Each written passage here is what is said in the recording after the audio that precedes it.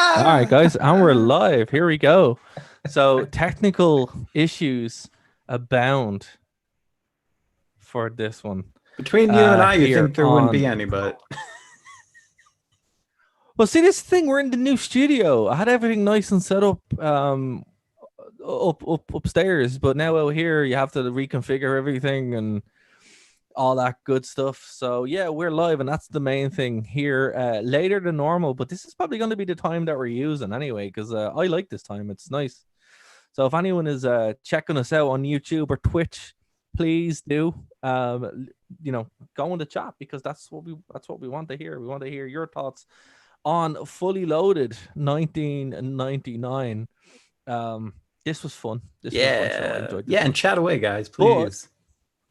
absolutely, and also on Periscope as well. If you guys are checking that out, Yeah, and hit all your thank like you. buttons, subscribe, smash stuff Absolutely in a as well. computerly way, not in a And I think we way. can announce it as well. So not only with the Nerd to Know Media stuff, we're now going to have an exclusive Wrestling Rewind channel.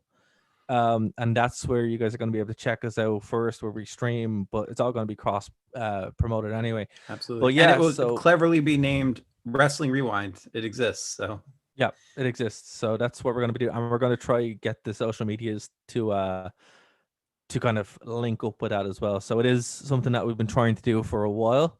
It's just now we have a bit of time to do it. So yeah, we've been talking about it since May. It's time to actually make it happen.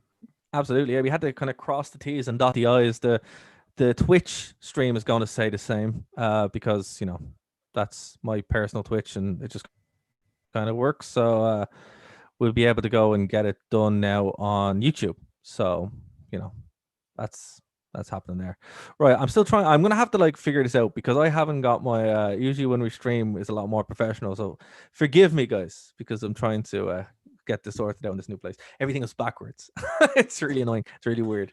But yeah, Dave. Yeah. So that's gonna be something we're announcing relatively soon, like on the actual Yes. channels.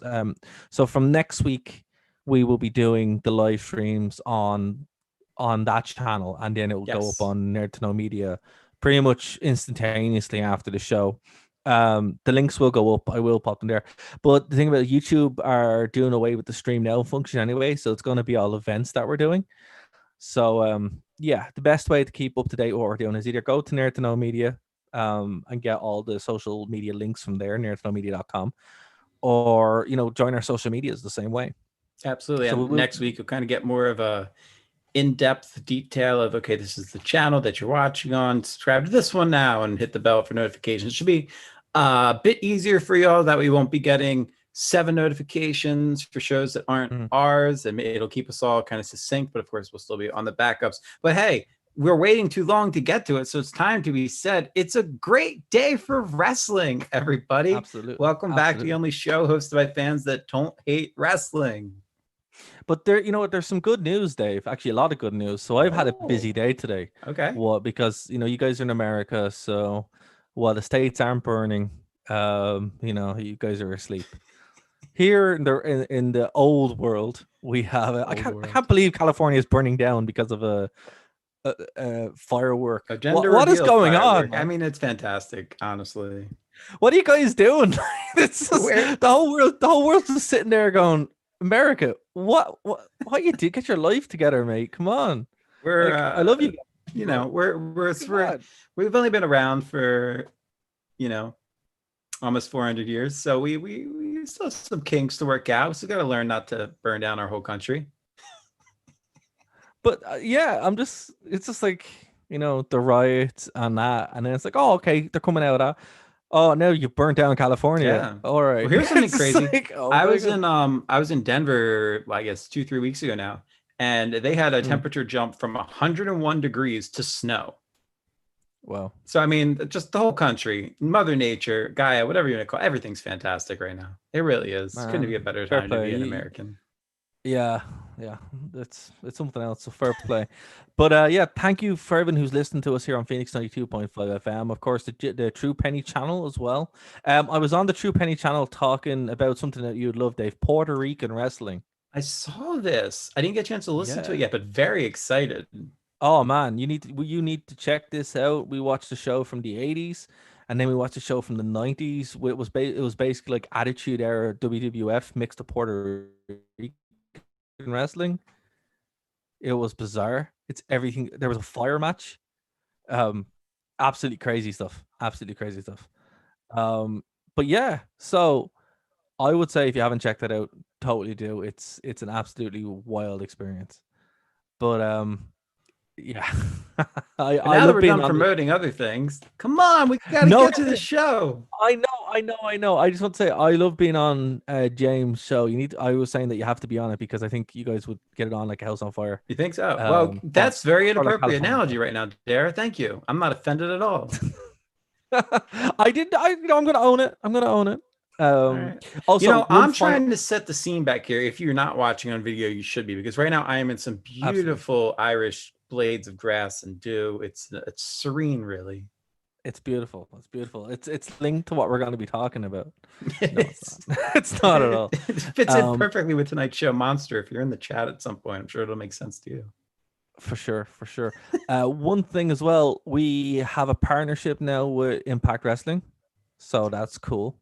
We're going to be talking a lot Apparently, more. Yeah, apparently, if you actually watch TNA or Impact Wrestling rather, and you watch WWE in the same weekend, and your conclusion is, Slammiversary was a lot better than Extreme Rules, good things can happen. And we didn't do it on purpose. We just shared our no, honest opinions. absolutely, and it's cool. We have an interview now with TNA star or Impact Wrestling star. I'm not going to reveal who it is, but it will be going up on the channel soon.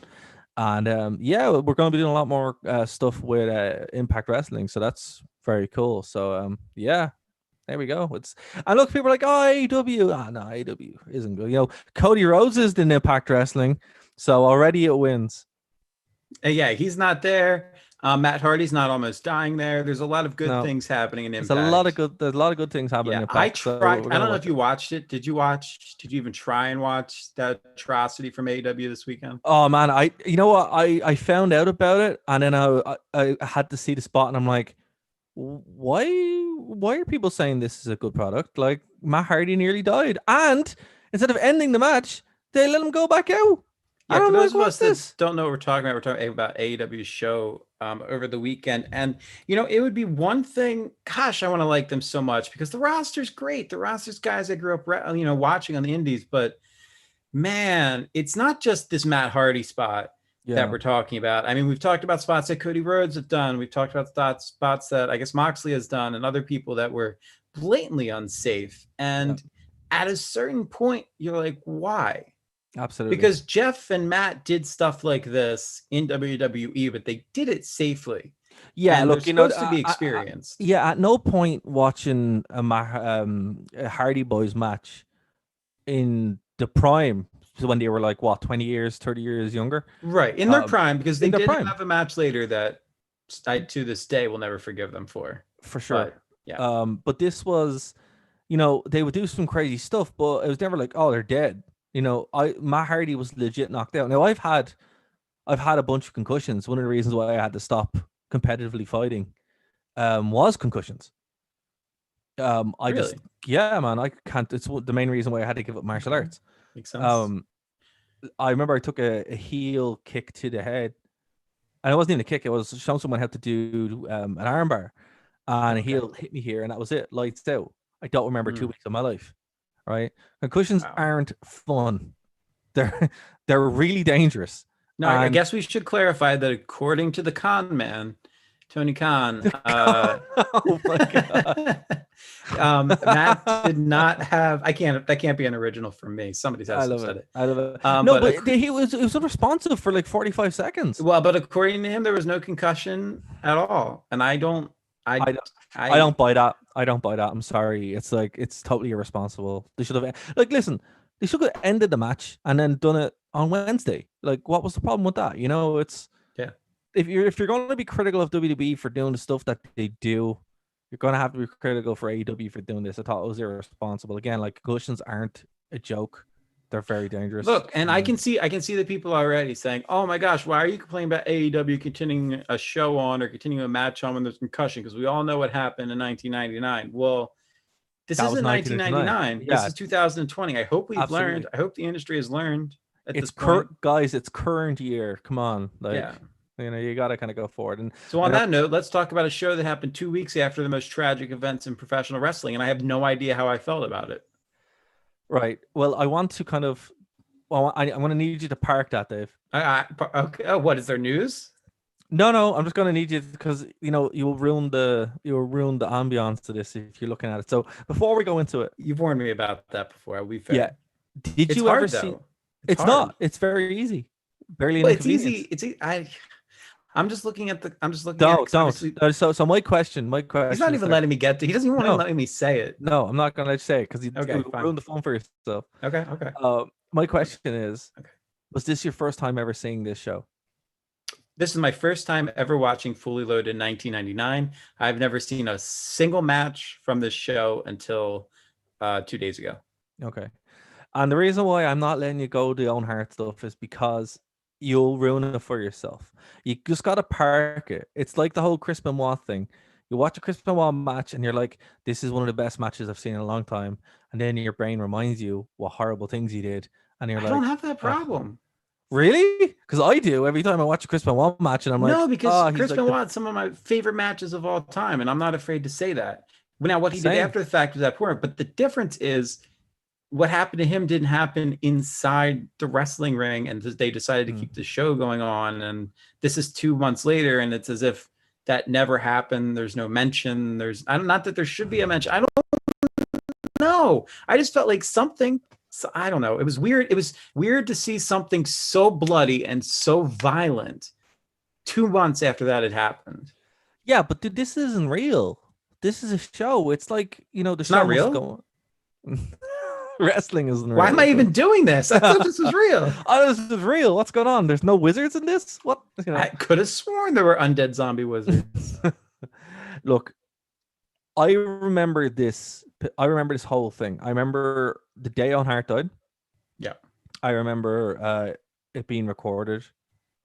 Because again, like watching these shows, I was in primary school, like fifth or sixth grade, fifth grade. I think I was in what you call fifth grade, and no, fourth grade actually, and this is when my grandmother, and my uncle would record wrestling for me. Right, all right. So we get the VHS, and I'd watch it. And Fully Loaded is one that I missed initially, for some reason or other. But I remember the whole build up to it. Well, hold on, because this is actually brings up a question that I'd love to know.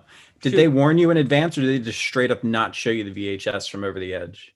I got it, but it was you already knew. Everyone knew. Right. You knew when it happened. But the actual footage of itself, it's not. They don't show it. Like, it's not live. It's not there. There is, to my knowledge, zero actual video of the incident itself. There was rumors that there may have been some, but that it was deleted so that it could never be used in a court case. Conspiracy. We also host the conspiracy show, but there is no. There's nothing in the video libraries. There's nothing in the vaults that 100 years from now we can find. It doesn't even live. There was nothing when the show happened. There was no. Right, especially not live either. But I'm saying there's no B-roll, there's no C-roll, there's no Owen roll, there's nothing of this. No, it's just that was it. Yeah. And so yeah, like I remember California roll. Now I really want sushi. I remember watching the show, like waiting to see. For some reason, my child mind thought that was going to be in the show, and it wasn't. And then I just remember being really confused because you don't know that you don't know what it is. You can't really kind of process that, Well, I got into an argument with a coworker my last job about 2 months ago, because for whatever reason he started to talk about it. And he's like, yeah, and if you go on YouTube, you can see footage of it. I'm like, no, you can't. And he's like, yeah, man, yeah, you can. Like, and at some point I was like, dude, like, I get paid to talk about this. It doesn't happen. This doesn't exist. This is what I do. This is my other job. Like, what is wrong with you? Absolutely. Like that's it, man. But people will have their own way of things, and the mind does ridiculous stuff, and there isn't. And you know what? Even if there was, I wouldn't want to see it because no, I wouldn't. That's not something I would want to watch, right? Not at all. But what I'd say for anyone who goes back this time, like, again, this is probably the most well-ingrained period of wrestling for me. 1998 till about 2002, and it's just it's red hot. Like this is like the best peak WWF as well. So my advice for Yeah. you and anyone else, just don't focus on it, like, because that will take away a lot from you. Just I need a it therapy happens lecture from Dara every week before we go every into one week, of these shows every around week, this. I'm just because gonna, you'll I'll just accept ruin at it some for point. yourself. I You'll just ruin know, it for yourself. but I don't ruin it because honestly, at some point I did forget about it, and I did love this show. I mean, Mhm. heck, Spider-Man on Broadway went on, Fast and Furious still went on. So Yeah, exactly. Look, but with that said, guys, let's dive in. let's dive in. Let's So get into it. exactly. So it started. I was watching this on the network, and it's the first time I've seen it on the network. Okay. And there weren't that many changes to the actual VHS. Now the DVD, which I have, which is an absolute atrocity because they hacked it to bits, with like different music and stuff. And I'm like Okay. really glad. Also, they covered up all the logos because this is WWF, not Right. WWE. Right.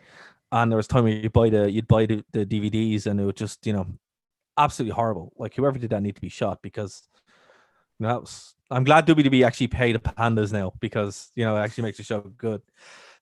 But It's charity contribution. At the end of the day, they're yeah, it's a helping tax themselves, and write-off. they're It's a tax it's write-off. taxes exactly. Absolutely, Yep. absolutely. So look, this started off with Jeff Jarrett and Edge for the IC belt. Now, Whew. what's interesting about this is, right, this is my favorite Jeff Jarrett, and I know that's really controversial, Okay. particularly in 2020 when this gimmick it goes really far. But I remember this very clear. The uber misogynist Jeff Jarrett. I'm like, Yes. this worked. He was Oh over, yeah. and people hated him. I'm like, wow, what a heel. You're You know supposed to. I love that. I love when exactly, people hate a exactly. wrestler, and I'm like, you're supposed to. That means they're doing their They're doing their job. job. Like he was red hot. Like he was never more interesting than he was here, except for when he went into TNA. Um, And yeah, he'd be gone in the company in a couple of weeks, couple of months. This is just Okay. before the big China thing, but we will get to that when it Okay. happens because Now, now we're I still not there yet. Go on. okay. See, what I love about all this is you can kind of put the timeline into better perspective than me because we choose a show from 99 and then 97 and then 93 and 2000. Hmm, So I kind of get muddled. So your timeline right. really does help me. Now, something that was interesting for me in this match, I don't know why, but to the best of my knowledge, this is the first time I actually saw Deborah do any work. I mean, I've heard her name, I've seen of her, but this is the first time I actually saw Deborah. That's crazy because like Yeah, Deborah is like a huge. I remember when Deborah was over. Like I had a Deborah action figure. You know, I bet you it did. was crazy. Yeah, I did. It was because obviously she was. You had to have a women's division in your wrestling action Right. figures as a child when you're booking shows. I wanted to start a Um, counter for the number of times that King said puppies, but I just forgave him for all of that I yeah, you watched just in gotta stop 2002, because he 2003. just goes for it, man. And it's funny. I was Absolutely. talking with James about this, and I'm like, oh, I'm really excited to watch Fully Loaded because we get to listen to King's horrific commentary again and his misogyny. And you're like, it's he just doesn't stop, man. And the funny thing about it is, at this point, he's actually legitimately running for mayor of Tennessee. Yeah, I'm Ross sorry, talks of about it. Nashville.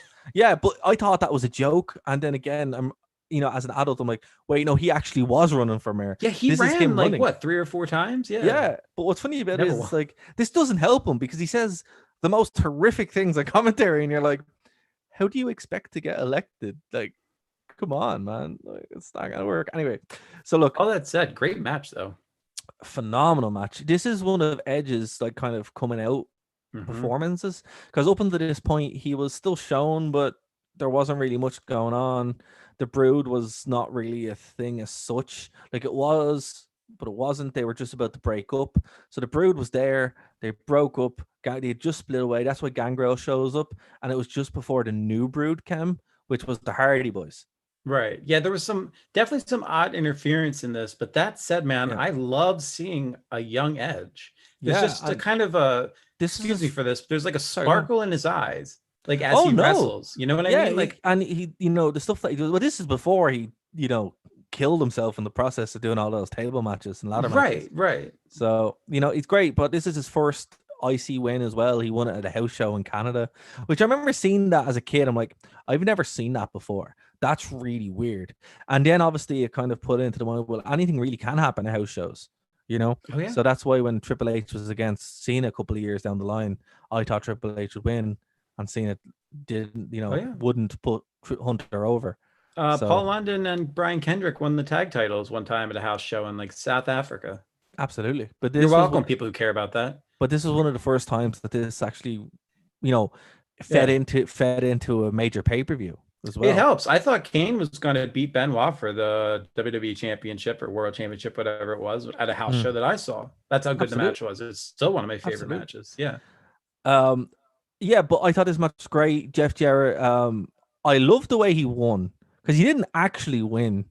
Edge was cheated out of it basically. Yeah. But this would remove Edge from the title picture for a while because then they'd start going in towards the No Mercy run, is what I call, where Hmm. he teams up with Christian.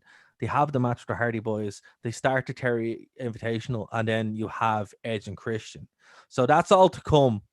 But this is the weird transitional period where they knew they had their star with Edge, but it'd be another 2 years before he'd really be, the star Edge. But still a phenomenal match.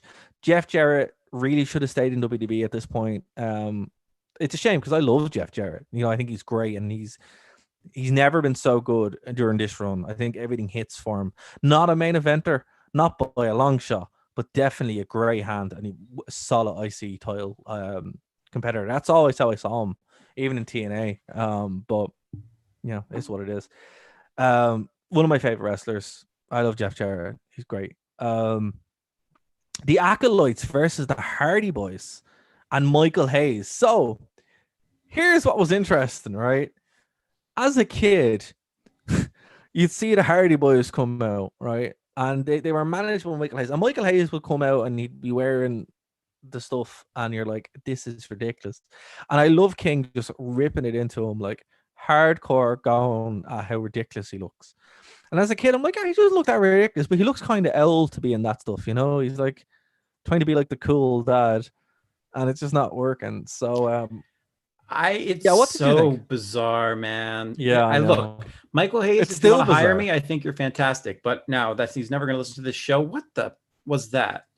Yeah. That's, Well, I mean, if he didn't have the cane, maybe it would be more believable. see, I like the cane. I think the cane kind of helped, but it was My weird because issue with the cane is the cane went being from like a prop gimmick that he had to. I'm pretty sure nowadays he just has to use a cane. well, last time, like I remember Gary and myself ran into Michael Hayes in Liverpool after a show, and we didn't even realize it was Michael Hayes because we're like, shit, did he eat Michael Hayes? Because he's really, really, really, really heavy, and you're It's a like, big oh dude. wow, couldn't even believe it. We were Huge like, in Japan, apparently. yeah, but we were in shock because like, wow, we have not seen Michael Hayes, and at that point it was like 15 years. So it was kind of a bit of a shock, but look, I think this was cool. It was the nice thing. It was like my first real exposure to Michael Hayes as well when I was kind of cognizant of it. Because obviously you're watching it in the Federation years and all that kind of stuff, and you're like, oh yeah, wrestling, whatever. But when you're actually kind of piecing it together, you're like, wait, what's going on here? Why is he there? That kind of stuff. Absolutely. So this again was the genesis of the Hardy Boys, like before they were the Hardy Boys, but he had a fair idea of where they were going. No Mercy 1998, 1999. Keep that in mind because that's when it all kind of clicks, and we will get there. Okay. And I think you'd be Okay. very, very, very surprised by how fast it clicks because we're like 4 months away from it, and the stuff that was hinted at this show or tried at this show comes full circle. It's actually crazy. That's why this period is absolutely fascinating. But yeah, look, the Acolytes absolutely like demolished them. Basically crucified them for the tag belts. It was an Acolytes rules match, which is basically we're gonna beat the hell out of you and you're gonna like it.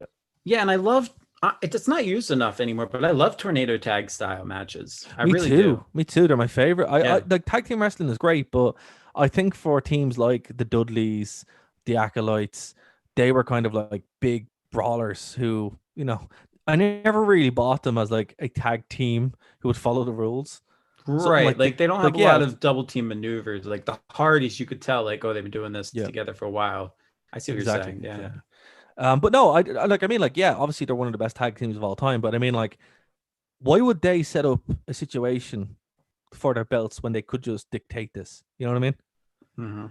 That's what I always kind of felt with that. You But know, there were 5 title matches on the card, and this there is the were, second match. This is the second match in which the title was not successfully defended. Is that a theme of the night? Let's find out as we continue. but also what's interesting about it is, and this we said this many times over the course of all the time of being involved with the wrestling media. What I love about the Attitude Era, everything fit, everything made sense. Yeah, there were a lot of title belts, but you knew what to expect from each of the title belts, right? Like, everyone involved with it fit that role. Jeff Jarrett starting off, you knew he was like the workhorse there with Edge. Your tag team titles, you're like, oh man, these guys deserve to be here. Makes sense. The next match, D'Lo, my boy D'Lo, yeah, and my other boy Midian. I don't know why Midian's your boy. I don't know why he's a wrestler, but I Hey, like what you're saying. Hold on. We'll get Midian to that is in a awesome. second. Yeah, Midian's he's a fool. He's He terrible. is. So listen, here's what I want to get. I have a point to get to before we somehow defend Midian. I get what you're saying, and I like it, which is the Intercontinental title has an identity, and that identity is carried by the people in that division who meet that identity. It's same for the hardcore. It's same for the European. So I really like that, and that's something that's missing today. Universal and WWE, they're completely interchangeable. Yeah, it doesn't mean US Intercontinental, they're the same thing. Like I think when the Universal title came out initially, I think they were trying to go for that by having Seth Rollins and Finn Balor go for it. As like a more kind of right. It feels like an IC belt. That's the thing. Like that's what the world title picture looks like. It's like one of them obviously means better than one more than the other, but then they muddled it up. Doing it this way, it's like you also kind of get to see the future of the company in the belts. Like you have, for example, Midian's never going to go out of the European Championship, but D'Lo will. D'Lo will go and be an IC champion. Man, Midian, the fact that he held a title, I mean, that's worth retiring for there, because he's such a poor wrestler. Well, what I love about it is, and he's atrocious, but thank you. But that's all I needed to hear. But what I love about it is that he found the belt in Shane McMahon's bag. Oh, that's the backstory. Yeah, and because Shane McMahon won the belt off X-Pac, and he's like, "Here, I don't want this." So Midian was like, "Oh, deadly!" He just found it in the bag and he goes, "Can I have this?" And he's like, "Yeah." And then that's why he had the belt. I just think that's fantastic because it's like, okay. And what I love about it is that like Jerry Lawler is trying to put him over, and Jim Ross is like, "Stop! Like, just stop!" It's fantastic because like it's such a ridiculous storyline that really makes no sense, but it makes perfect sense. It really kind of puts over that one. Yeah, Midian's this joke of a character that is a floozy for the Undertaker, right? But D'Lo's like his whole motivation is he's like, listen, like he even cut a great promo beforehand. He's like, look, you can't be a champion by finding a belt. So you're already invested in D'Lo winning that belt. Like it's a ridiculous storyline, but has a great payoff.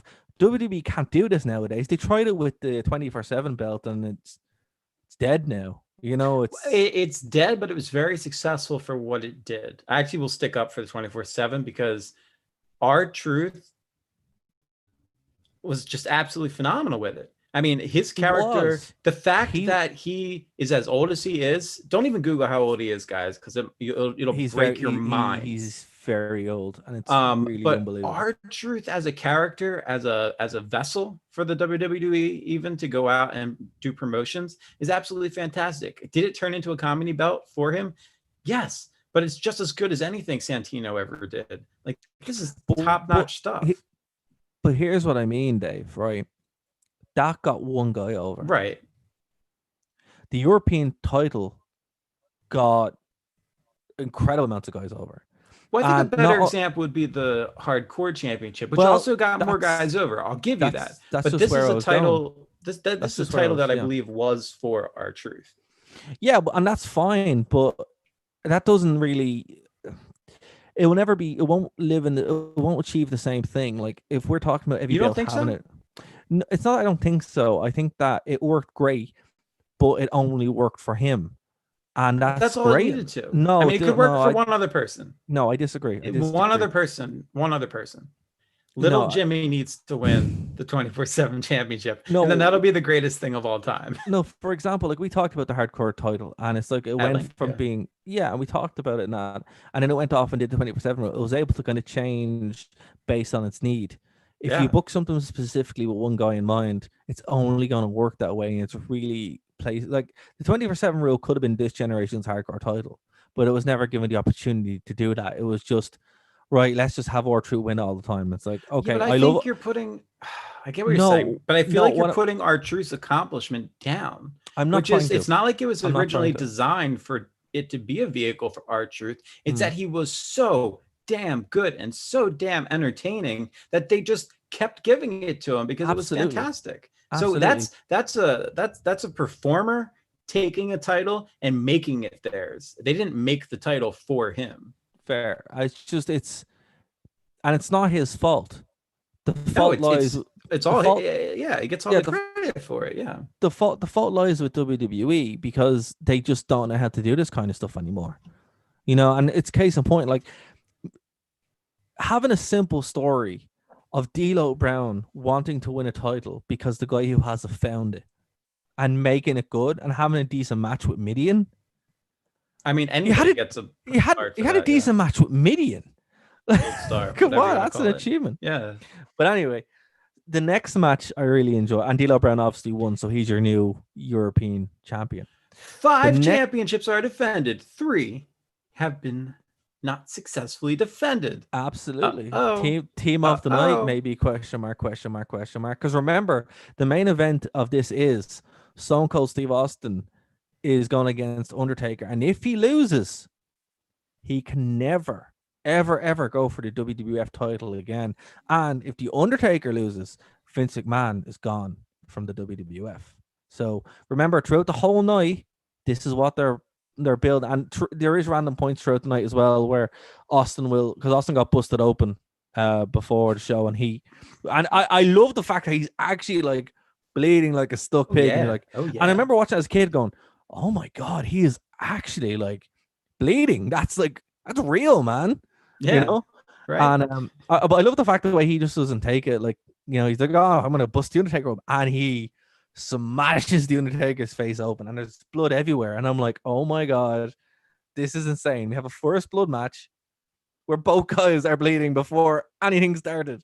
Yeah. It's excellent. Anyway, This isn't so like the Mick Foley first blood match where, no, where it was like, no, well, it doesn't count if he's bleeding here. It only exactly. counts. Yeah, no. No, this Let's is let's like, talk about Big Boss yeah, Man for South Snow before we get to it. right. So my other boy, Big Boss Man. Yeah, big fan. I love Big Boss Man. Yes. He's one of my favorite wrestlers of all time. This is my He doesn't favorite get enough iteration of him. accolades. No, man, Boss Man is great. Like, yeah, I know as Big Bubba in WCW was a bit of a dud and stuff like that, but he is just phenomenal in this run where he's the enforcer for the corporate ministry and he's just taking names. And for poor Al Snow is just getting his head smashed in.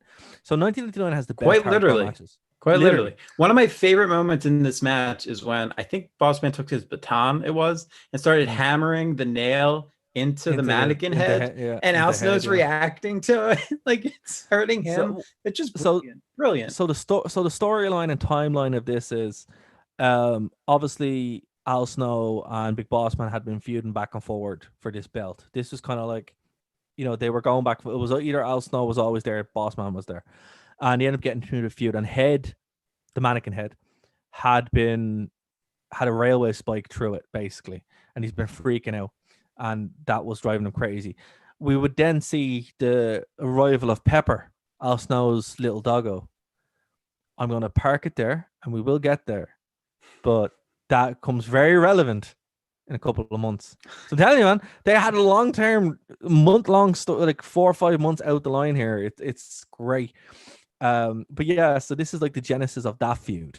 And Bossman and Al Snow have here's one thing, right? And you probably wouldn't appreciate this, but as a child, I remember I used to think this was great. Watching the show and it'd go outside in a hardcore match and it'd be daytime and it was 1 o'clock in the morning here. And I was always been like, how did that work? because again, you're a child and you don't think things through, and you're like, oh, time zones, that makes sense, and you're like, yeah, because it's the middle of the day. So it's always kind of it's crazy, you know, that you just be like, that's one thing that you wouldn't get unless you're halfway across the world, where that experience of it's the middle of the day for them and it's like super nighttime here. Well, you know, it's crazy. I can't relate as many hours, but I mean that's how it was when WrestleMania was held out in, I think it was San Francisco a couple years ago. Yeah, And very similar. it was nighttime for me here on the East Coast, but on the West Coast it was daylight. Yeah, and exactly. It was very odd to It's watch. very odd, like, why aren't the lights and the pirate? Why isn't this as effective? Oh, there's lights. You just like, oh wait, it's the sun. Yeah, exactly. It's crazy. I thought the Earth was flat. I don't know what's happening. It's demonetized. Well, according to AJ Styles, right? Don't you dare! Don't you mention his name in don't that way. You dare! I just want to see Randy Orton of Nerd to Know Media up here. I just wanted to see if you were paying attention. That's all. I'm paying attention, CM Punk. I'm paying attention. But yeah, so that's my favorite feud currently, by the way. Oh yeah, AJ Styles versus CM Punk. They hate each other. It's so funny. I don't know. I don't know. If you're not currently watching the wrestling product and you're tuning in on SmackDown to see that feud, you won't. You have to go on Twitter. You won't. It's on Twitter, like everything else. Everything else is on Twitter. But look, there were some great moments in this hardcore title match. It's not the best hardcore title match of the whole lot, but it's a nice little one that kind of just has some good spots in it, but kind of extends this feud out. My favorite match between these two is St. Valentine's Day Massacre back in February of this year, where it ends up in the river. Yeah. That's a really good one. And SummerSlam is the next pay-per-view in the timeline, and there's a really good match that we'll get to. We might actually cover that. And we still haven't gotten to the dog kennel match. No, well, that comes after that. That's the blow-off. And that's, you will see there in the timeline. So Big Boss Man is your new hardcore champion, defeating Al Snow. 5 title matches, 4 are unsuccessfully defended, 1 to go, and it's the main event. Absolutely. The next one is The Big Show versus Kane with Sparky Plug as the special guest referee. This was the low point of the show, ladies and gentlemen. Not a good match at all. This was pretty poor. However, it would set up a couple of things. It would set up the continued feud with Big Show and The Undertaker. They'd end up being the Unholy Alliance, I think they call themselves. I can't really remember it. And they'd like kill X-Pac in the ring, and you'd have the Kane face turn and all that kind of stuff. For some reason, Bob Holly, I don't really remember why he was there, but I couldn't for the life of me understand it. I don't remember. I tried to like look into it, and I just don't know why. Let us know, why was Sparky Plug there? Let us know, because I couldn't figure it out for the life of me. But yeah, he was there, and Kane and Big Show had a terrible match.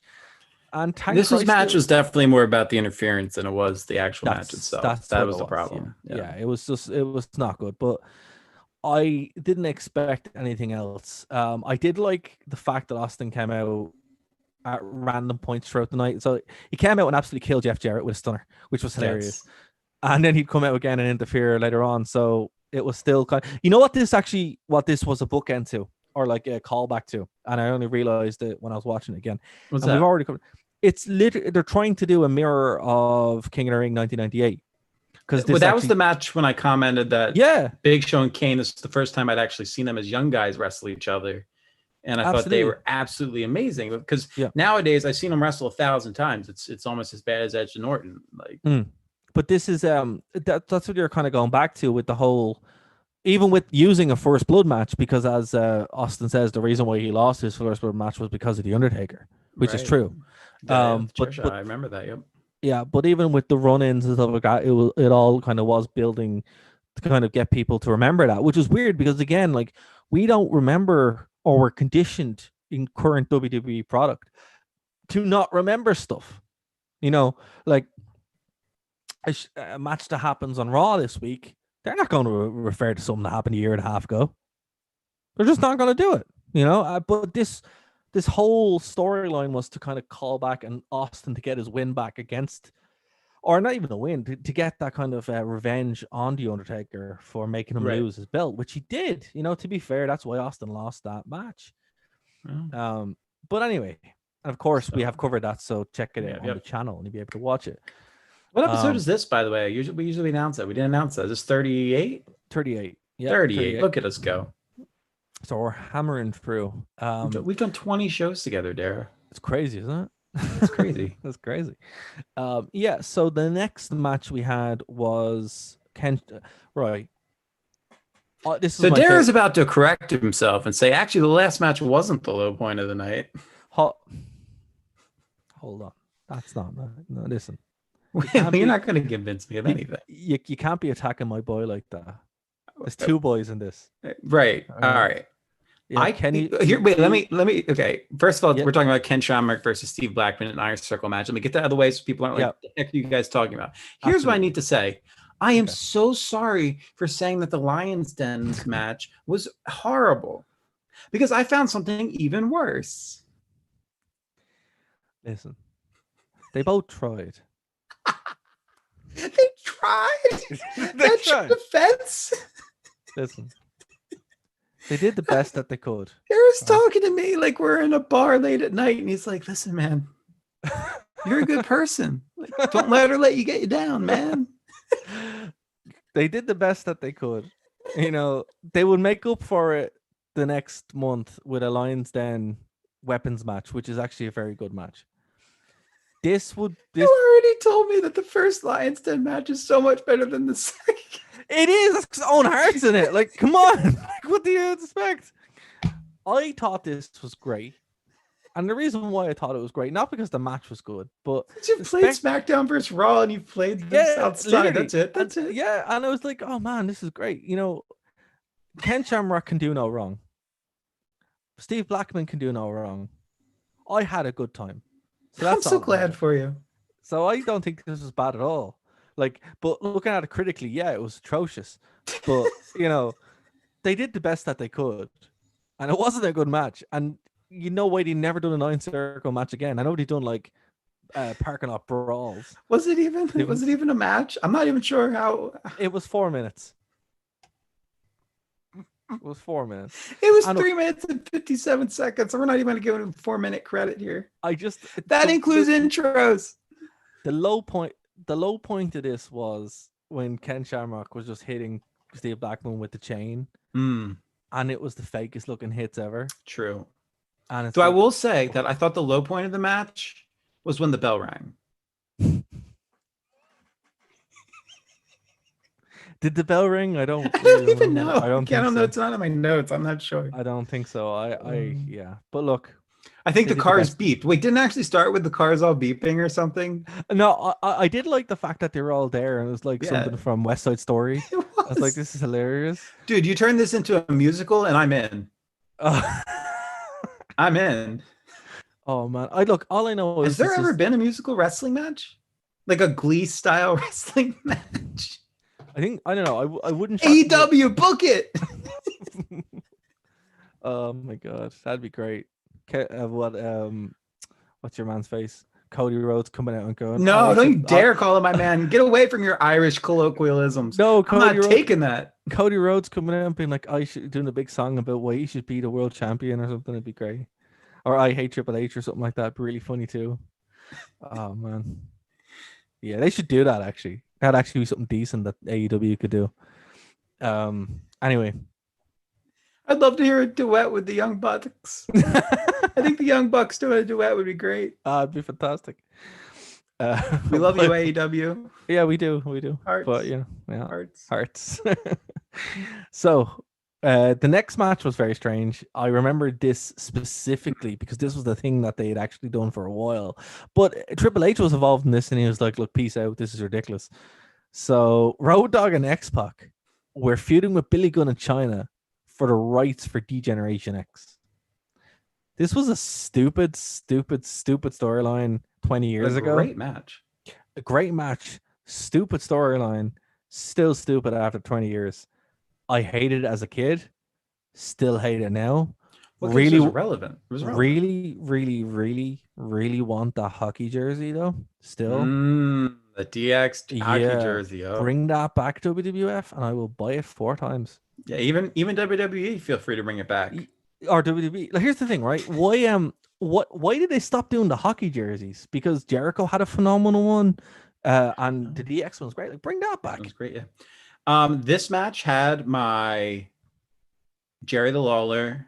That's his new name. Jerry the King Lawler line of the night. Oh, brilliant! Go on, tell me. Yes, this is my favorite thing to do during these reviews. Absolutely. I have to paraphrase it on my notes over there, but it was along the lines of they were talking about Billy Gunn, and Jim Ross was talking about Billy Gunn's attire, and King says, "Well, if I was a man with an ass like that, I'd show it off to the world too." Because for those of you who didn't get a chance to watch this yet, or are going to go watch this after, he's basically wearing a thong covered with some like fishnets. He has the same bottoms on as China, essentially. Yeah, and remember this was because Billy Gunn's name was Mr. Ass. Mr. Ass. Yes, excuse me for saying Billy Gunn. I actually want to correct this on Wikipedia myself for them saying Billy Gunn, because that is not the fact. That is not who wrestled in this match. And this would lead up to a feud with The Rock next month, where it would be a kiss my ass match. The loser would have to do that. So we will, as I said, SummerSlam really was important in 1999, and a lot of really stupid things happened. But it's can we talk about how over Billy Gunn was during this era? Everyone was over. Everyone was super. But I mean, the crowd chanting at him was so strong. But Billy Gunn won King of the Ring this year as well. Yep. He was the King of the Ring winner. So see, people forget about old Kip James being good back in the day. Yeah, Kip James was great. And I have to say, like, it's to say how good he was for people who've never actually got a chance to see him. Like Dolph Ziggler, he wrestles exactly like Dolph Ziggler. No, Dolph Ziggler wrestles exactly like him, and I'm glad you said that, because when he was doing his entrance, I went, "Oh my gosh, Dolph Ziggler's totally ripping his character off." Yeah, he did. That's what he did. Yeah, he down to his swagger, the way that he moves his body, the chewing of the gum, the way he flicks his hair. I mean, he watched a lot of tape. Yeah, and it works. It's sadly though the same thing happened to Dolph Ziggler that happened to Billy Gunn, where he just completely overlooked. Well, but at least he's won some titles. Billy Gunn never won any. Yeah, but it was a different world. You just really couldn't get over. That was the problem with Venus back in those days. Yeah, that was it. Well, here they got over, but they couldn't. There was nowhere to really, as we said, it was one of the problems with the well-defined stratas. It was just like, you're here, you have a character, you're over, but you're not Austin. You're not The Rock. Well, hey, the world might revolve around Stone Cold Steve Austin, but there's 8 other planets, my friend. That's very true. So expand your mind. That's where I was going with the Venus reference. Figured that was a little too subtle. Fair. Yeah. So Road Dogg and X-Pac won, and they now hold the rights to G-Generation X. In perpetuity. The royalties they get are phenomenal. Absolutely. But this is where you'd see the transition now away from DX. This is like the soft breakup. Yes. China would go off and be her own thing. She started getting involved with the IC belt, which we will talk about. Billy Gunn ended up back with Road Dogg a couple of months later. So this didn't land. And then X-Pac would go off, hanging out with the X for a while, and then end up with X Factor, which is the worst tag team of all time. It is. But I will say a lot of respect for the fact that X-Pac took that choke slam from hell and then really sold it this entire match to the point that they almost lost because of a finishing move that he had taken 2 matches prior during a run-in. They don't sell that strongly anymore. No, X-Pac got killed during this feud. Like, with this whole thing, he got absolutely destroyed. But I remember there was a part in this where Kane talked for the first time, with his voice, and that was the most over thing ever, like, for weeks. So, again, wrestling was part of the culture. This was like the main thing you could watch. And when you go back and watch the show, you're like, it's really good. Yeah. It's really good. Like, you can actually, it's justifiable to watch it, and be like, hey, this makes sense. You can relate to all these characters. The next match was Triple H with China, who defeated The Rock in a fully loaded strap match to determine the number 1 contender at SummerSlam for the WWF Championship. Now, Uh, 20-minute match, longest match on the card by a fair amount, really. So this was kind of your main event, your straight match.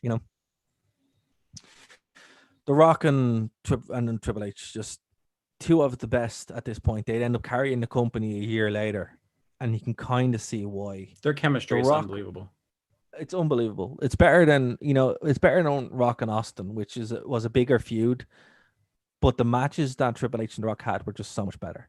The funny thing for me about this match is when Dara suggested this as the pay-per-view we watched, and I looked at the card because I went on to, I guess I shouldn't plug where I went, but I went on to a website that will show you the card of a match without showing the results. And I saw, Triple H versus, okay, Triple H wins. Like, I get it. Like, this is why he's recommending that I watch his pay-per-view. Absolutely but not. Even though I knew going into this match that Triple H inevitably would win, I was absolutely astounded by the way that the match was carried out. I got angry at heelish moments. I didn't give Chyna enough respect for the last match, and since she's in this one too, I kind of want to give her it because my version of Chyna that I remember is like 2004, 2005 when she was kind of out of the industry. But seeing her as a young lass, if you will, I get it.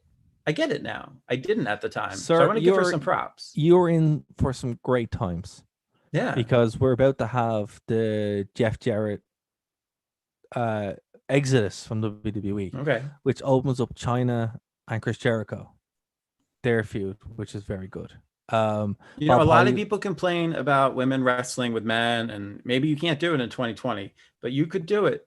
You could do it this year. Gosh, it's so good. Not every performer is Chyna. That's the truth of it. Right. There's not everybody's Candice LeRae. I understand that. Yeah. It was, but what's great about this was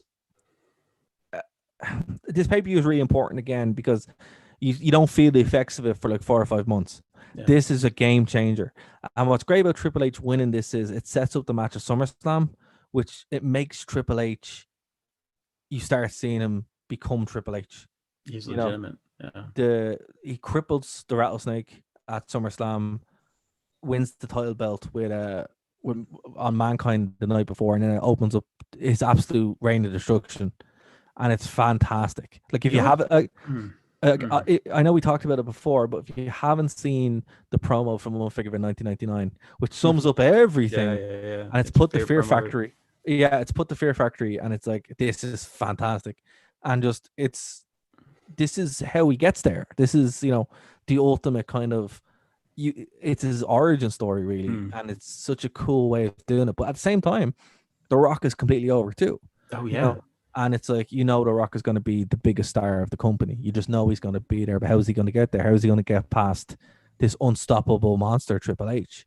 Two things did this for me that really got me sucked into the match. The first was the fact that they mentioned the Madison Square Garden incident in the promos. Yes. I was never aware that was made on TV. It was. I had no idea it was ever rereferenced on television. Yeah, it was. So for me, remember, dude, this was the Attitude Era. This was the Attitude Era. Yeah. So they were breaking that wall a little bit. They're breaking that wall. Yeah. Man, that got me excited for the match because I went, they went there? Yeah. Okay. Now where is this going to go? And when I knew I loved this match is when Triple H took the strap off of himself and went to attack Rock. I was so mad. I was like, he is cheating. You can't do that. I was like, oh, it's working. Yeah. Wrestling's sucking me in. My belief has been suspended. Yes. Yeah. I thought the commentary was great during that match. The only thing that was off about it was, man, I don't trust The Rock with weapons. I never will. I never have. It reminded me of those shots against Mankind, man. When he swung that strap at Triple H, it's not delivered the way that Triple H hit Batista with the chain at WrestleMania last year, which is the danger with The Rock is not a good wrestler. No, I don't want to go that far. He's very entertaining. He's very good sports entertainment. Well, just let me finish. Okay. Grab.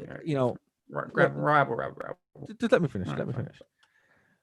The Rock is not so many props to Triple H, but yeah, you finish. No, I just hold on. Actually, we're just about to go over. So, guys, if you're listening to this on Phoenix 92.5 FM, what are you doing? Go over and check it out on Nerd to Know Media or on our YouTubes and all that good stuff because you're going to get the full show there. Again, True Pain channel, we're going to get the full show as well. So thank you for joining us on Phoenix 92.5 FM. But you're better off catching it live when we finally do have a schedule that stays the way it is. But we'll be back next week here on Phoenix 92.5 FM, and we'll be back straight after this quick break here on YouTube on this stream. And there's no break because I haven't done them yet. We will eventually. There is a 2-second break because I have to run and get something. But Absolutely. Explain your Triple H love, and I'll pretend I listened for 2 seconds. Well, I'll tell you what. We'll take a quick break, and when we get back, we'll finish this Triple H love-in. So, guys, we'll be back after this quick break.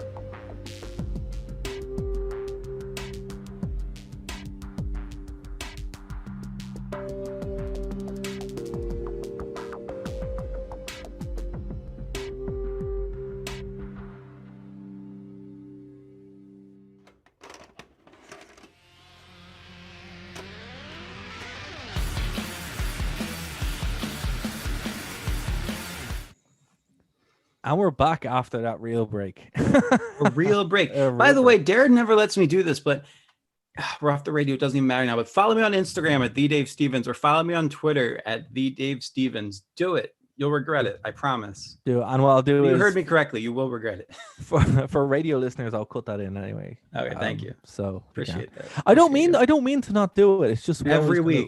Every week he doesn't let me plug himself. Well, I'll plug his band. I'll plug but no, don't follow my co-host. God forbid.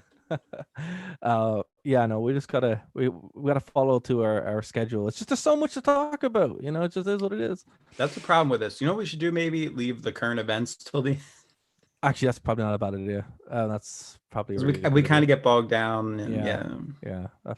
We'll do that. Actually, that's a good call. It's almost like I've been doing this for a while.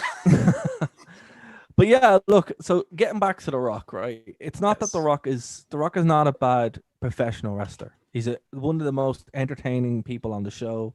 One of the all-time great WWE wrestlers. Personalities, exactly. But I buy the people's elbow.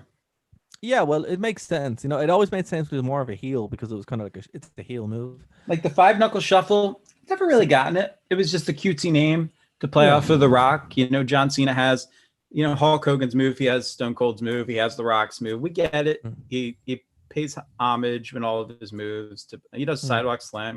I get it.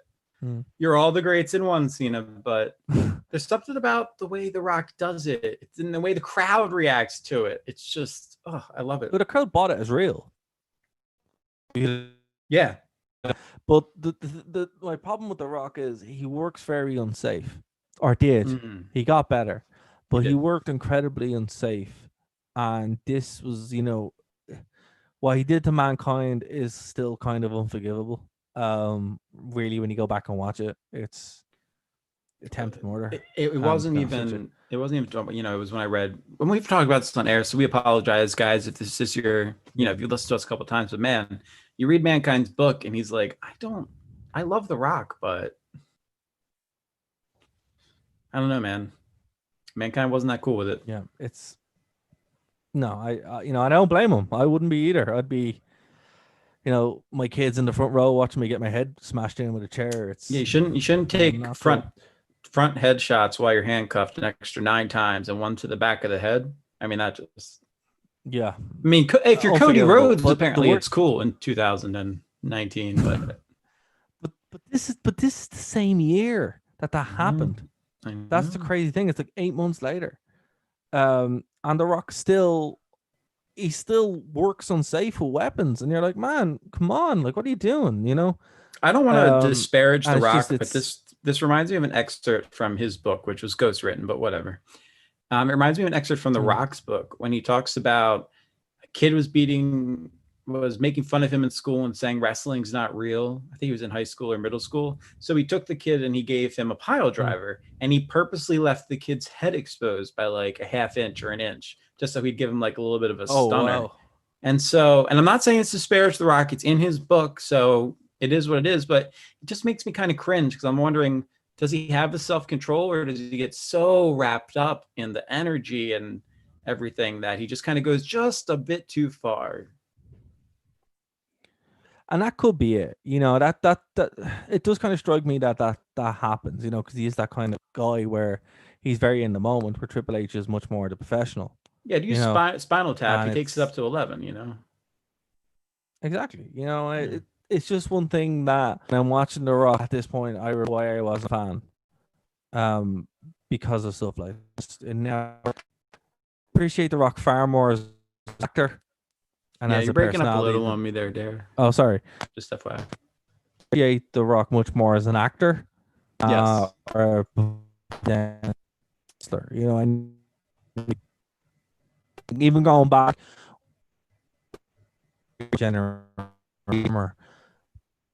ring. I'm gonna let him kind of reset for a second, maybe twiddle with something on your side, because like almost none of that came through. But I do want to make a comparison while you're adjusting that to The Rock kind of doing that versus John Cena. John Cena, yes, he's acted well in things, but he is an extremely safe worker in the ring. Say what you want, say he's boring, say he doesn't have a huge move set, but he has a great respect for keeping people safe while he's wrestling. So that's why whenever people make that comparison between The Rock and Cena, well, there is no comparison. The Rock will always have been better on the mic. He will always have been more electrifying in the ring, and he will have always had a more successful run in the entertainment industry. I mean, for crying out loud, he's the highest paid actor, I'm assuming, in the world, because he is in the United States. And, John Cena might not get to that level, but in terms of the wrestling business, Cena spent a heck of a lot more time here. His track record's a lot better. People didn't want to see another Hulk Hogan. People wanted to see another Stone Cold Steve Austin. Well, the problem is you can't just keep having Stone Cold Steve Austins. We see that now with guys like Seth Rollins. You can't recapture that. So I don't know, but there's a lot in this match that I really liked, because a lot of times when you do these strap matches, you assume, oh, this is going to be incredibly limited as a strap match. What can you really do with it? But I thought they did a great job of getting in and out of the ring, using it in unique ways. I loved King on commentary. Ross at one point says to him, hey, you've been in a lot of these matches. What do you do? And Lawler's like, you attack him with the strap. You choke him. You do whatever you can. And I like that. Exactly. It added a little more realism to it. It's that danger aspect to it, which, you're like, hey, it's a strap match. It's not just wrestling is dangerous anyway in real life, and also in the world of that you're watching it. It's not a kid's game. It's not a joke. And a strap match, you really buy it, because they do some stupid matches like The Rock would have a Brahma bull rope match, and there'd be like a chain match and stuff. This is one of those times where I thought keeping it simple with its gimmick really worked. Like this was, again, these guys hated each other and they really wanted to kind of get this going, and that's how they were able to do it. And it was just great. Like this was the real main event. This was the real match that you got that kind of pay-per-view quality performance from, because the next one, it was gimmicked as all hell. Right. Yeah. It really was. That was the thing, is this really wasn't a gimmick strap, to the best of my knowledge. This was real, and it worked great, because when Triple H won, even though the way he won was still, it really got him over, because again, like, this could have turned Triple H's face too, because of what they went through. So they really had to ensure that, right, the job of this was, we got to have this quality match and do all these things, but we got to make sure that people still hate Triple H because right. He's kind of our plan going forward. Because again, this at the same time as well, remember, you have the test thing, you have the Stephanie McMahon wedding thing. So Oh, yeah. there's a lot going on here in the background that would eventually pay off in the next 2 or 3 months. So keep that in mind. Now, so Triple H is going to SummerSlam, but who will he face? Well, we're Who going to will he find out. face? Exactly. This is And our 5th title match. 4 Yep. have been unsuccessfully defended. Is this a trend for the evening? Or will let's find the out. main event change the trend? And this was billed as an end of an era match. Hilarious, because The Undertaker would later be in another end of an era match. Although here's the thing, I love the stage design of this pay-per-view. Yes. I love, having, Vince McMahon in the middle and then Austin Taker. It was that picture of Vince McMahon with the blood. Like, what? Who did that? I think that was Austin busted him open. That was on an episode of Raw where he's busted it open, and they actually signed the contract in the blood. Well, they signed it in Austin's blood. In Austin's blood, yeah. Right, but yeah. Vince would also do the same thing because he got busted open loads too. Gotcha. But I'm just saying, I thought the set design was hilarious. Set design was great, man, and they actually did it. They redid it in 2K12. I think that was the Austin one. 2K16. Where you play his career again, and they actually had the set design, and I popped huge. I was like, this is fantastic. Well, we've talked about this, and I don't expect it to change before the end of the lockdown era, but I really miss pay-per-views that had dynamic backgrounds. Yeah, well, they haven't done it in years. You can't blame the lockdown because they just didn't do it. They do it for Mania, maybe SummerSlam, and that's kinda. But still not really like dynamic. Like, they haven't done it since they went HD and got that big set. That's when they were just like, oh, it's all kind of the same. But what I loved about this period of wrestling and the Attitude Era in general, every single show had an identity. Fully Loaded, this, they probably should have called it something else because Fully Loaded really didn't make any sense. Next year when they do it, it'd be more kind of casino-y and made sense. This was end of an era. They probably should have just called the show that. That would have made sense. But look, it was what it was.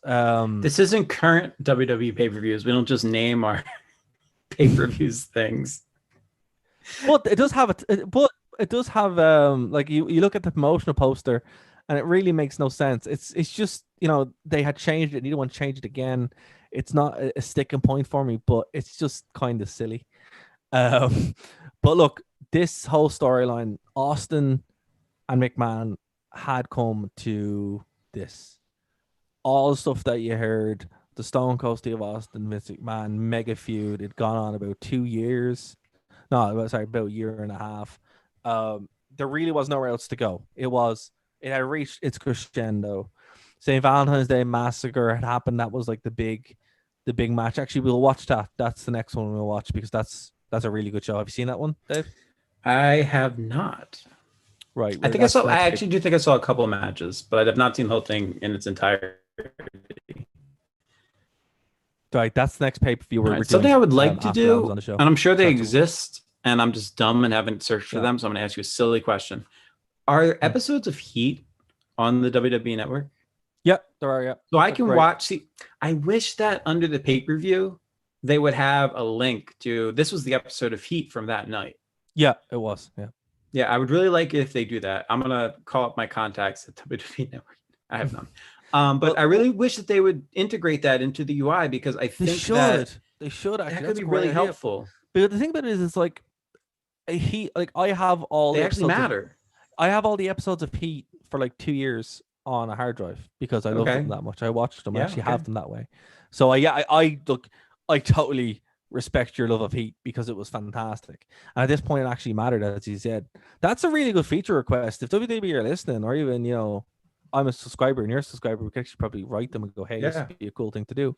I've been paying you guys for like years at this point. You've taken thousands and thousands of my dollars. I still support the network. Me too. Come on, man. Yeah. Listen to a suggestion that makes sense. And to be fair, it is like the UI has improved, but that's a great idea.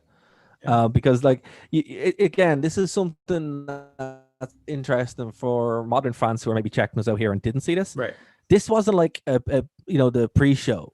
No, where they have this random wasn't like matches. Sunday Night Heat years later. No, exactly. Velocity, where they were just main events. See, sometimes it was like it's weird because Heat three times out of the week, yeah, it would be shot before Raw, right? But on pay-per-view nights, you got, and one thing I loved about it was you'd be watching Heat and you're like, oh man, it's in the arena, but it wouldn't be fully lit up, so you'd kind of get a sneak peek of the really arena, because they wouldn't want to give away the set design yet. Exactly, yeah, they wouldn't give it away. But what would happen is, Austin would be there and something would go down. It would change the match, or there would be like a stipulation added or a special interview or something. And then the whole point, you're like, okay, cool. If I wasn't going to buy the pay-per-view, I sure as hell am now, because that just happened. And that doesn't, like, at no point have I watched the pre-show on the WWE pay-per-view. I'm like, oh, I can't wait to watch it now because, something, right? Some stupid dillhole came out and had a tag match or something. It's like, I'm sorry, what was that? What was that phrase? Dillhole? Some stupid dillhole. Man, I love Ireland. I don't know what you're saying, but it sounds fantastic. Yeah. So look, I would say WWE, if they're listening or want to do something cool, or even AEW, because AEW do it with their buy-in shows. It makes way more sense. Well, Impact don't do it, but they should. You work on the budget. Have one of those, like, if you have a pay-per-view, have it, the show beforehand should actually be informed by the show. It should actually inform the show that it's directly promoting or on beforehand. And that's one thing that they did in the Attitude Era, again, because it was usually written by one guy, and that was it. And it was telling, so it all made sense. And that one guy just celebrated his 37th anniversary with his wife. So shout out to Vince Russo and Amy. Fair play, Vince Russo. For those of you wondering, I'm being dead serious. I just saw that on He is a bit serious. Oh, it's true. Just move the mic. Right, so let's get into this match, because it is getting late. This is going to be a long show, man. Like, fair play for anyone sticking with us. Right, so first blood match. WWF Championship is on the line. Undertaker, Stone Cold Steve Austin. This is the penultimate match. This is like the final one in this feud. To my knowledge, Undertaker and Austin will not have this level of feud again. Not this level. It would never be a one-on-one kind of thing. It would be very limited to either being a tag match. It would never be this high profile. So this is it. Now, do you think that after Undertaker wrestles Sting at WrestleMania, the Undertaker will then have a match with Austin? Well, I do know for a fact that Austin really did miss out on never having a match with Undertaker at WrestleMania. It's something that he regrets, and it's the interview that I did with him, which is on our channel. He says as much, because I actually asked him specifically about this, because as a kid I remember thinking it was really weird that never happened. And Undertaker would actually go away from WWE in a month after SummerSlam in 1999, and is also for injury, and then he'd come back as the American Badass.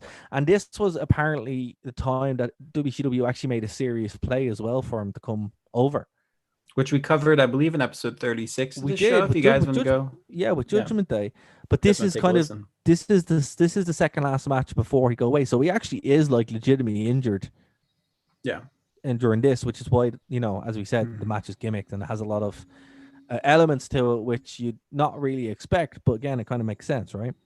So look, I think Undertaker, he looks so cool, man. Oh, he does. Like, the end of the match where he's all he's so young, man. He looks so young. It's so weird. You're like, wow, man, like, it looks great. Austin is just absolute behemoth. He is. These guys, man, like, there's no one like Austin and Undertaker. There isn't. Isn't. And look, I mean, I love Triple H. I love The Rock. Yeah. But they're not Stone Cold and The Undertaker. And I don't know how to put that in any qualitative way. You can't. It's just the feeling that I get when I watch the card. Like, I would rather watch from a wrestling standpoint. Yes. The next year. 2000 is a much better wrestling year. And we will cover that when we're going through it. Like, the matches, the quality of the product is so much better. But it's not The Undertaker and Triple H. It's not The Undertaker and Stone Cold. No. Now, one thing that I want to kind of set the stage for here is, so I've been kind of jokingly teasing it all night about the whole, championship changing hands. And we know that Stone Cold will go on to defeat The Undertaker. So what I love about this is that they had a plan, which is we're putting 5 championships up for grabs. And then as you're watching the night, you're going, okay, if Austin loses, he'll never have a shot at the championship.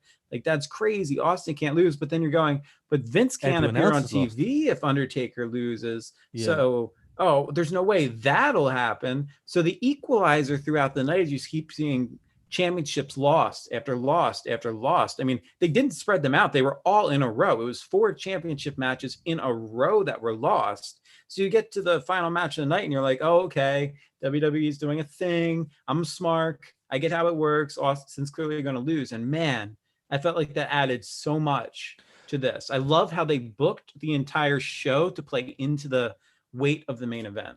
Well, we've talked about this. Like, this is like called booking with a story in mind, not just doing stuff and hoping that it works out. Exactly. Like with WWE, they had a clear plan at this point, and like it's actually genius because you're watching the show and you genuinely don't know if Austin's going to win or not. And to add to that, he's busted open. So he is bleeding. And we're not talking like he is just bleeding openly, like a deep cut. So you're like, man, what's going to happen? He's going to get hit with a chair and that's it. It's crazy. And also, we've already seen, I mean, the Mr. McMahon character exists because of the Montreal screw job. Absolutely. And we have Vince McMahon himself come down and sit at ringside for this match and do commentary. Yeah. That's so good. Adds more and more doubt to your head. Yeah. You're like, what's going to happen? Which was weird because I think there was at one point where Mr. McMahon actually put over Austin a little, like I think he's being a promoter in his head, and he just said the line of how he's like a really great wrestler. I love this because like Vince, still can't really stop being Vince, and he's just like, oh, he's a hell of a performer, terrible champion, but a hell of a performer, and you're like, yeah, you're supposed to hate him. Like, what are you doing? Please buy his merch, but yeah, he's all about we hate him, By the way, this has my favorite sign of the night because again, along with Jerry the King Lawler lines, we like to pick out signs on this show. Can you throw up a screenshot of it since people that are listening now are watching a video, or are you not sure you want to show that? I will splice it in. I haven't got it here, but I'll splice it in. Or actually, I'll put it in a pinned comment so you guys can see it. Gotcha. And it's Can you read it? Can you say it? Okay. Yeah, let me pull it up.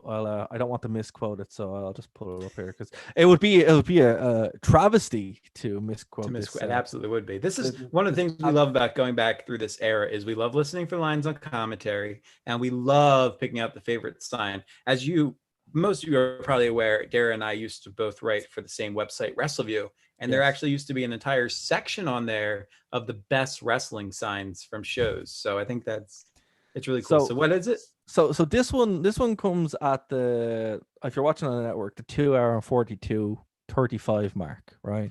Specific. So specific, yeah. And it fulfills all the stereotypes of this time. So you get your mild homophobia, you get your because compared to some of the other signs we've seen where they just use the F word, like it's like, okay, yeah, no, this is better. Yeah, this is better. So an improvement, kind of. You get your WCW reference. And then you also get your just fucking random. What are you talking about? Exists the attitude there. So it's the three things that we look for because this is what the signs were in the attitude era. So we hit all 3. Ding ding ding, winner, right? So Eric shaves men's asses. I don't know who Eric is. Eric Bischoff, obviously. Oh, because okay. Remember the time period, right? You showed me the sign, and I went, "Yeah, who on earth is Eric?" I thought they were like mocking their friend at home watching the pay-per-view. So there you go. Yeah.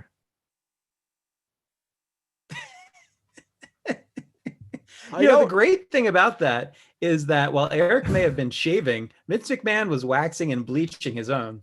Yeah, so it's like I don't know what was going on in the Attitude Era, but It's not the best sign. The best sign is still the one from Double J from a couple of weeks ago. That's Double still J, the ain't he? that's still the best one. But It's just yeah, so out of the man. blue. They did not care what you put on signs. No, they did not care. Like like right now, you bring in an AEW shirt and they're like, "Oh, what are you doing?" Or you just put Out you like go. ridiculous stuff on your on your Thunderdome. On your Thunderdome, Yeah. exactly. I haven't gotten But in yet. Have you gotten into Thunderdome? I haven't. I tried to. Here, No. guys, hook us up. Come on, we'll be Yeah, nice. we'll be nice. We'll pretend we I, like your show. No, I'm kidding.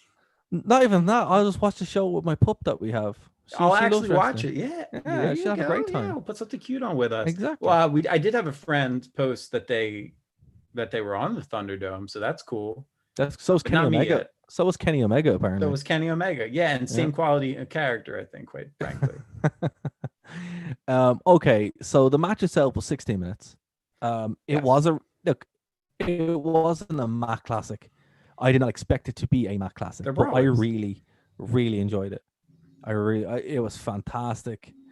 The finish of it, where like Undertaker gets smacked and he is it's just piss and blood, and you're like, whoa. But the match doesn't. This is what I love about it. They don't care. The match doesn't stop because then Austin gets busted open and they're both just bleeding everywhere. JR has my favorite line of the night. Okay. He's bleeding like a hog, and I'm like, yeah, okay. He is. You know, and it's just like, yeah, man. I want to just talk about that line. Because Jim Ross, during when Rock was beating Triple H, he made a comment about his classic kind of vintage Ross, if you will. Sorry, Cole. About he's beating him like a government mule, and Lawler turns to him and goes, "How many mules have they got? Yeah. how many mules does the government have?" Like another good line, actually, another good one from that as well. It's just like they don't even have woodshed in Greenwich. He's taking them to the woodshed. Oh, it's brilliant. See, you know what's funny, right? And it really is an indictment of current WWE commentary. Yes. We're able to pull these lines 20 years ago, and they're still really good. Oh yeah, well, because there's they're no not reading off a script. Yeah, there's no call nowadays. But it's pointing to, oh yeah, it's an entertaining call from anyone. No, because promotion. I mean, even the last one that sticks out in my mind is when, oh my gosh, was it Seth Rollins dove off a Hell of a Cell into the table, or was it Kevin Owens? Somebody did it recently, maybe like 3 years ago. Kevin Owens. Yeah, he'll jump off anything. There's a great documentary on about this past WrestleMania where Kevin Owens says, when I saw that they brought that WrestleMania sign in, I said, I'm jumping off of that. And then he did, because originally he actually wanted to jump off of the full pirate ship that was in the Tampa Bay Stadium. So this was an idea he had actually had for months. Yes. But anyway, to jump back ahead or jump back behind to this, it was the same kind of thing, I thought, where it was just the line was Cole delivered it, and it was something along like, for the love of all mankind, I can't believe this happened. And I remember listening to it and go, oh, that's really cool. Oh, that was really scripted.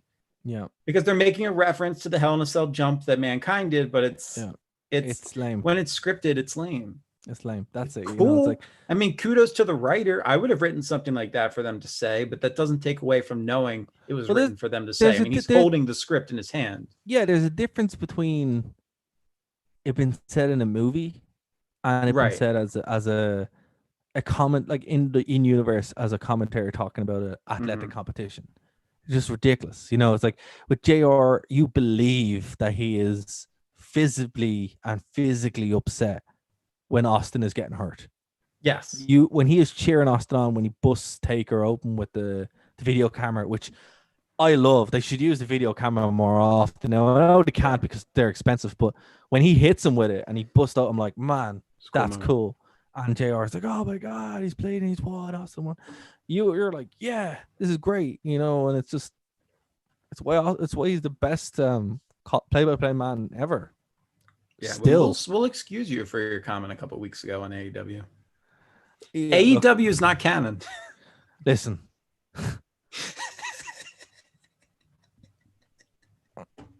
AEW is not canon. AEW just has problems, man.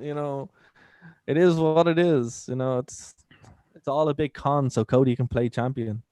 I That's love all. it. Yeah. But anyway, yeah. Yeah. So Austin wins, Austin and wins. the match continues. Yes, it does. Undertaker busts him open, gets the better of him. Vince McMahon comes to the ring, is absolutely livid, and Austin stuns On a him to crutch, hell. mind you. On a crutch, yeah. Austin stuns him to hell, and yeah, there you go. And it closes with one of the best visuals ever. Undertaker rolls his eyes back, covered in blood. It's so metal, yeah. and you're like, man, It's so metal. it is metal. It's like this is the most so metal thing ever. You know, and I absolutely love that Vince gets back to his feet. And Austin, the true sportsman that he is, he knows it's the end of an era. He puts his hand out there and he shakes Vince's hand because this stunner is the last. Loved it. Yeah, Loved it. It's the last. And it's great, you know. Also, Vince never took a good stunner, I think, ever in the career of stunners. No, he took a good one. This wasn't it. There was one. There were two in this match, and they were both both abysmal. There was I will try to find the good stunners. There's at least two that he took that were decent. All right. They're never on a pay-per-view, I don't think. I think they're like throwaway Raws that he just takes a stunner, but this is not one of them. But look, that's it. That's the show. Of it. And look, so if you haven't seen it, it's metal. You gotta check it out. Yeah, man, it's a really super good show. And you know, the choice that we have, actually, we can either go on into SummerSlam and do it chronologically, or we can jump back. What would you guys actually prefer? Because like honestly, I'm happy enough to go, you know, bit by bit for the rest of the year. I'm enjoying this. Where we could do this, and we could just kind of go in chronological order, or some we can supplemental weeks here or there, and we'll stay in order. You know, at least 2 pay-per-views a month in conjunction with whatever else. Have we formally announced that we have a special show next week? Is that confirmed? We do. Yeah, we have a special show next week. So obviously after the show next week, we'll kind of go back in. But I think a good plan for us to do is do 2 pay-per-views a month in chronological order, and then do like a special topic or something like that, or even. We will finally let Dave pick something from the WCW library. I think you're now out of the penalty box, Dave. I'm out of the penalty box. I can start suggesting again. Oh, ladies and gentlemen, get ready for some WCW. Yeah, so that's it. So that's Taser is going to be up on the ladder, and we're going to climb for it, baby. Woo! So yeah, it's all on the table. And of course, guys, if you want to suggest a show, please do. I don't know what the rest of the card is. I don't even know the name of the pay-per-view. Be careful, because that penalty box is still there. It's not a life get out of jail free card, man. If I have to watch a show again where nothing happens. Yeah, Are you telling me that basically I have a yellow card and I'm facing a second that can give me a red card till like the end of the year? Yeah, literally. Yeah, okay. So just all right. Try welcome, Ireland. I'm trying. Try have at least one good match on the card, and then we'll be fine. But anyway, so I think that's the way we're going to do it. We're going to go chronologically. We're going to finish out 1999 this year. I think that's probably a good idea. And then we'll do some supplemental shows, either bringing guest interviews or fan submission shows. So we'll space it out that way. Guys, again, this is your show. Let us know what you want us to do, and we will do that. Next week, we have Adam Martin, former head chief, if you will, of WrestleView.com. Our old boss. Our old boss. Coming and groveling at our feet to be on our pod. No, that's not at all. No, I'm really excited to have Adam on the show. It's been too long, but he suggested Brock Lesnar in Japan. So that's going to be really cool, because I'm watching this weekend. I have downloaded the entire Lesnar in Japan collection, and I found it online, purchased it, shared it with Dara and Adam, so we're very excited to talk about this. There's some great matches there. Absolutely. I think we'll even extend it out to the Kurt Angle match, because that's there too. Yeah, that happened in Japan, so it might as well. Yeah. That's our end point, I think. Better than the WrestleMania match. Oh, by a country mile. Now listen, I want to say this straight up front. I love the fact that Lesnar used to try and do a shooting star press, and it's Angle's fault that it was messed up. I just want to say that. Fair. I don't know why. It's not really relevant to this pay-per-view or this show, but I just need to get that off my heart because I don't know when it'll come up. but that's kind of what's happening now with our shows as well. Now the great thing about It's like we're just moving on. we're just moving on, so we talk about that more next week. I don't want to get into it All now. right. But yeah, so that's kind of where we're going now. There will be some more kind of streams, some more impact stuff as well. We're kind of working it out, some interviews with talent and all that great stuff. So, yeah, we'll just keep going. The move over to the new channel. Yes, we're moving to the Wrestling Rewind. Yes. If you want to find it is that very the specifically, is that the URL? Currently, the URL is youtube.com/David Stevens 88. So my name. I'm working on getting the URL changed. There's somebody had it before. I'm trying to work something out, but we will get it close. But if you want to specifically find it next Tuesday at 6 p.m. Eastern, it's going to be youtube.com/David Stevens 88. But hey, if you're on our Facebook page, The Wrestling Rewind, if you go to nerdtoknowmedia.com, we'll of course provide you with great links, and we'll still be available on Periscope, Twitch, Not Mixer, all the good ones. Yeah, exactly. And the thing about it is as well, all the stuff's going to be backed up on the Nerd to Know Media channel anyway. So you can still find you guys you guys will still get it. It's just if you want it live, if you want it first, that's where it's going to be. So that's how it's going to happen. Again, the show is going to be we're going to do it on 6 p.m. Eastern. So a bit later than normal, but that's pretty much how it's going to be going forward. But guys, I want to thank you so much for listening in for this extended. We've done about over 90 minutes, Dave. So this is another overdrive show into overtime. But is there anything you want to plug before we get out here and wrap up this edition of The Rewind?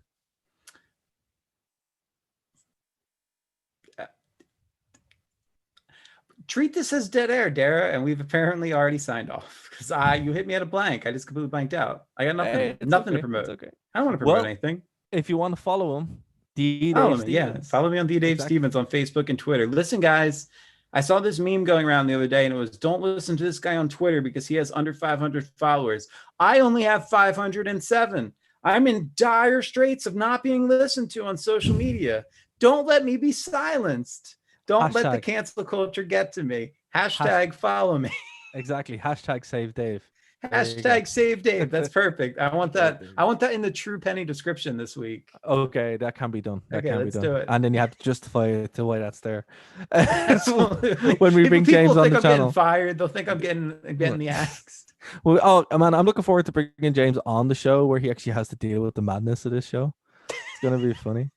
Because he's really fond now of doing the segment where it's like Dara doesn't watch Japanese wrestling because it's just like Dave doesn't watch current wrestling. Right? So yeah, it's a fun segment. I've only been paying attention recently because AJ and Heyman are fighting.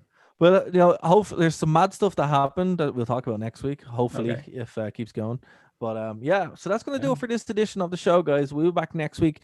Keep an eye up on our social media. We will be making the change over to a more kind of uniform presentation. But of course, the best way to do it, go over to nerdtoknowmedia.com. All the links are there, and you'll be able to find us all there. There are updates coming. But until next week, this has been the Wrestling Rewind for Dave and myself.